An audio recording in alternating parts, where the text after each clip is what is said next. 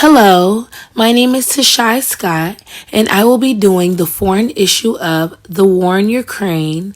We will be going over the global impacts, the U.S. involvement, and the path to peace in this foreign conflict for my American government final. Thank you. These are the key terms that I have chosen. NATO being one because although Ukraine is not a NATO member, they are a partner country. Different forms of sanctions have been used, including sectoral sanctions. Major portions of Russia's economy, finance, energy, and defense sectors were cut off from U.S. capital markets and barred from the U.S. financing. There has been a lot of speculation amongst the peace treaty for Russia and Ukraine, so we'll just have to wait and see what the final outcome will be. For this introduction, there are a few things that we will go over, including in 2014, Russia took over Crimea.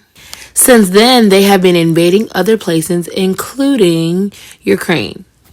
To some people, it may not seem like a big deal because we are not in those countries. We're not in these foreign places, to actually experience it firsthand.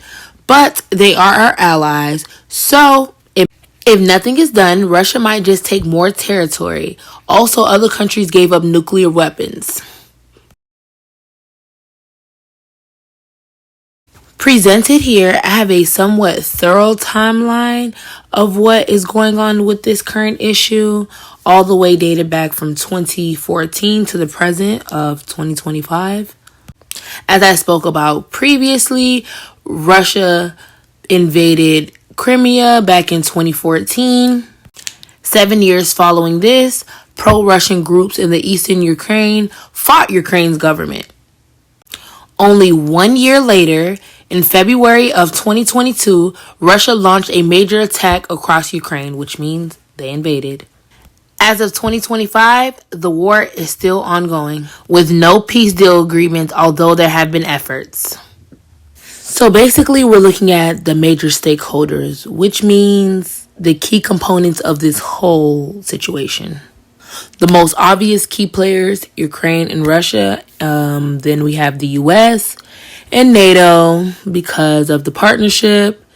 Then we have the European Union and other international organizations. Does this help or hurt people? Well, in my opinion, it hurts people more because as any war does. But it does hurt civilians on both sides, especially Ukrainians living in war zones. It can also hurt Russians too if the sanctions cause economic hardships. The cost of the matter. So far, the U.S. alone has sent over $75 billion in resources.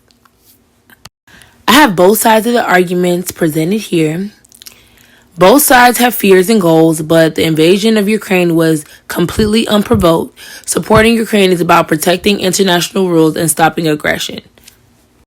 Ukraine deserves freedom and help defending its territory.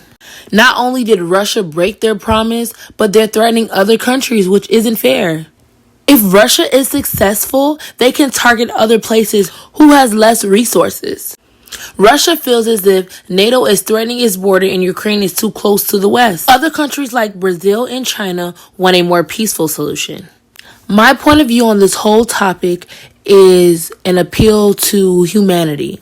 This is one of the biggest global challenges that we've seen in our time. It involves dangerous weapons such as nuclear bombs, a dangerous rise in technology, politics, as we know, is worldwide. This was a very relevant topic, which is the reason that I chose it. Plus, there is so much room for curiosity as into what are we going to do about this situation? How do we keep the peace? Or how do we increase the number of nuclear weapon involvement?